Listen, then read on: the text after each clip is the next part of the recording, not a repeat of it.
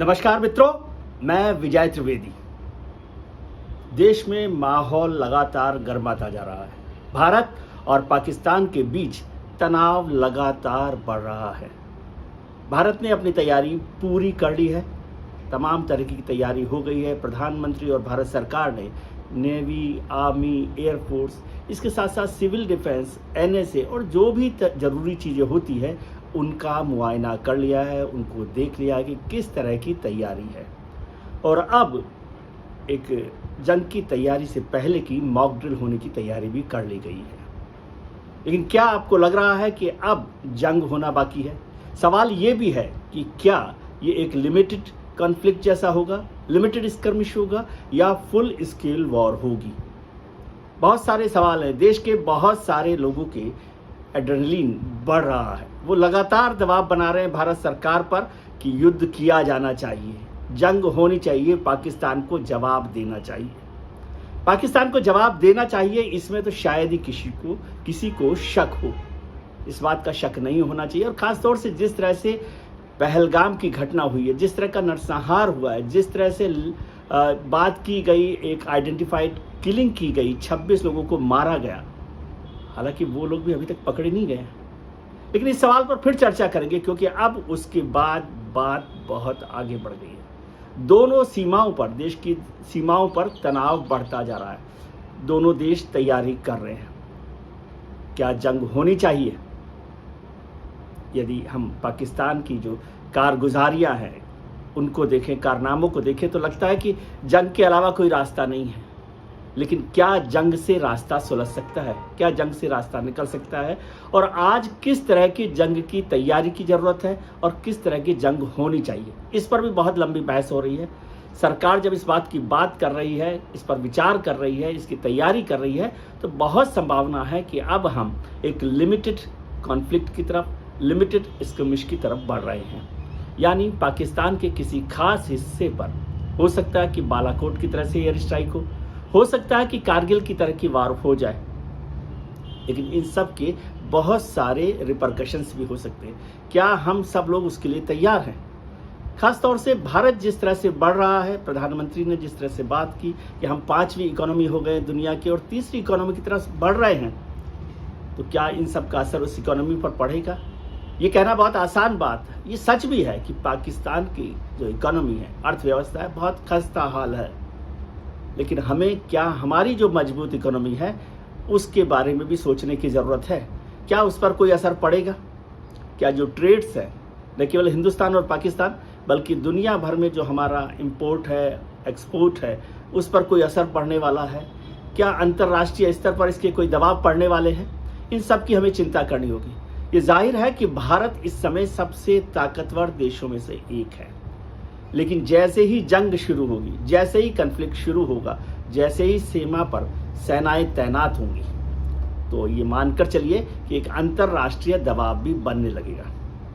वो अंतर्राष्ट्रीय दबाव अमेरिका से हो सकता है, चाइना से हो सकता है, वो रशिया से हो सकता है, और इसके साथ साथ इंटरनेशनल एजेंसी यूनाइटेड नेशंस की तरफ से भी हो सकता है।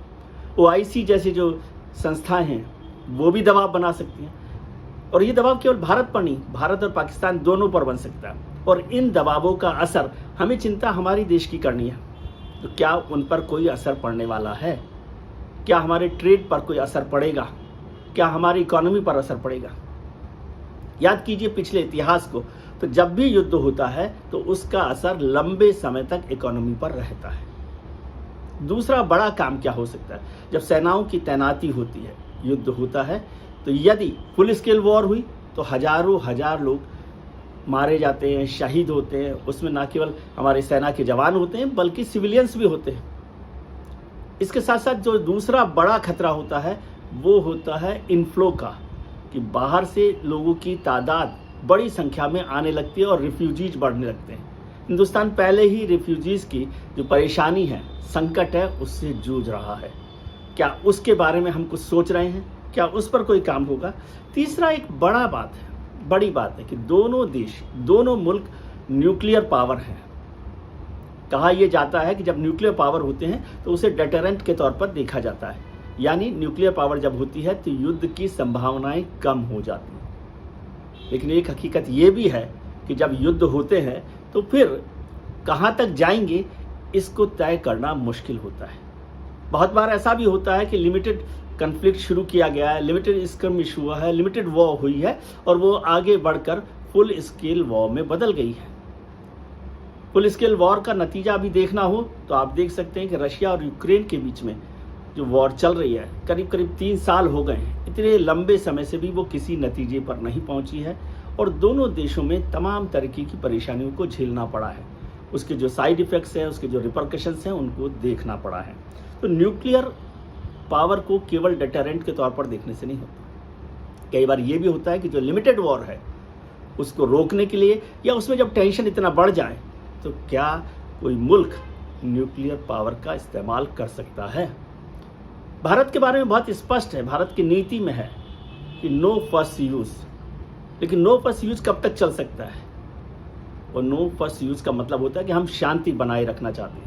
जब जंग का मौका हो, जब युद्ध का मौका हो, जब वॉर हो रही हो, जब तैनाती हो चुकी हो, जब मिसाइलें चल रही हों, जब तोप और टैंक चल रहे हों, तो फिर न्यूक्लियर पावर को सिर्फ डेटरेंस के तौर पर इस्तेमाल नहीं किया जा सकता। क्या इसकी आशंका भी हम लोग देखते हैं? ऐसे बहुत सारी बड़ी वजह हैं जो हमें बताती हैं कि जंग को शुरू करने से पहले किन किन बातों को ध्यान में रखने की ज़रूरत है। लगातार इस पर कोशिश हो रही है। मैं समझता हूं कि हमारे देश में इस बात का दबाव बन रहा है कि भारत को पाकिस्तान के लिए पहलगाम की घटना पर जवाब देना चाहिए। एक और चिंता की बात होती है, हम युद्ध कर रहे हैं भारत और पाकिस्तान के बीच में, लड़ाई हो रही है भारत की पाकिस्तान से, लेकिन कई बार ऐसा हुआ है कि वो एक रिलीजियस एनोमिस्ट्री में, रिलीजियस जंग में भी बदलने लगता है। एक कम्युनल डिवाइड बढ़ने लगता है, एक कम्युनल टेम्परेचर बढ़ने लगता है। अभी जिस तरह से बात हो रही है, पहलगाम पर जिस तरह से भारत ने, पूरे देश ने, पूरे मुल्क ने और ख़ासतौर से कश्मीर ने जाहिर की अपनी ताकत को, एकजुटता को, क्या वो बनी रह सकती है? आज ही जम्मू कश्मीर के मुख्यमंत्री उमर अब्दुल्ला साहब का बड़ा बयान आया। उन्होंने भी इस तरह की चिंता जाहिर की है कि कहीं इस तरह का कम्युनल डिवाइड ना बढ़ जाए, कहीं कश्मीर के लोगों को लेकर हम में फिर से कोई परेशानी पैदा ना हो। ऐसे भी बहुत सारे सवाल हैं, इन सब पर भी बात करने की बात है। जंग कैसे होगी, जंग कब होगी, जंग की क्या तैयारी है, ये सब चिंता भारत की सरकार को करनी है। लेकिन उसके अलावा जितनी चिंताएं हैं वो आपको और हमें करनी है। क्या हम उस सब के लिए तैयार हैं? क्या हम उस देश में जब जंग हो रही हो तो एक शांति प्रिय सिविलियंस की तरह से रह सकते हैं? कम्युनल डिवाइड को नहीं बढ़ने देंगे, ये बात की चिंता कर सकते हैं। जो इकोनॉमी है उसके साथ हम ठीक तरीके से चल सकते हैं। ऐसे बहुत सारे सवाल हैं जिन पर भी आज विचार करने की ज़रूरत है, क्योंकि जब जंग शुरू हो गई तो फिर उसके जो साइड इफ़ेक्ट्स हैं, उसका जो असर है, उसको आप रोक नहीं सकते हैं। और कम से कम मेहरबानी करके अपना एड्रेनलिन मत बढ़ाइए। मुझे याद आती है वो बात जब दिसंबर 99 में भारत के एक विमान को अपहरण कर लिया गया था, कांधार विमान अपहरण की घटना। मुझे याद आता है कि देश के सैकड़ों लोग, वाजपेयी जी उस समय प्रधानमंत्री होते थे, अटल बिहारी वाजपेयी, तो वहाँ 7 रेस्क्यूज रोड, जो कि प्रधानमंत्री का आवास है, वहाँ प्रदर्शन कर रहे थे और वो कह रहे थे कि हमें अपने नागरिक वापस चाहिए। जो यात्री विमान में बंद थे उनको वापस लाना है, चाहे कुछ भी करना पड़े। उस समय कोई खड़ा नहीं हुआ था देश के लिए कि आपको जो करना है वो करिए। उस समय सरकार पर दबाव बन रहा था और शायद आपको याद होगा कि किस तरह से भारत सरकार ने वो आतंकवादियों को छोड़ने का फैसला किया था। हालांकि जिन लोगों ने दबाव बनाया था सरकार पर, वही लोग बाद में सवाल भी पूछ रहे थे। इसलिए मेहरबानी करके मेरा आग्रह है, मेरी बात है, मेरी रिक्वेस्ट है कि सरकार पर किसी तरह का दबाव बनाने की कोशिश मत कीजिए। न वो राजनीतिक दबाव हो, न वो सामाजिक दबाव हो, न वो मनोवैज्ञानिक दबाव हो, न वो भावनात्मक दबाव हो। सरकार को अपने तरीके से फैसला करने दीजिए और बताइए कि हम आपके साथ खड़े हैं। जंग हो जाएगी तो घबराने की बात भी नहीं है। मैं ये प्रोग्राम इसलिए नहीं कर रहा कि हम जंग के लिए कोई घबराहट हमें हो रही है, लेकिन जंग किसी भी चीज़ का रास्ता नहीं है। किस तरह से बात आगे बढ़नी चाहिए, किस तरह से हम रास्ते निकाल सकते हैं, क्या डिप्लोमेटिक जो एक्सरसाइज है वो इस वॉर को रोक सकती है?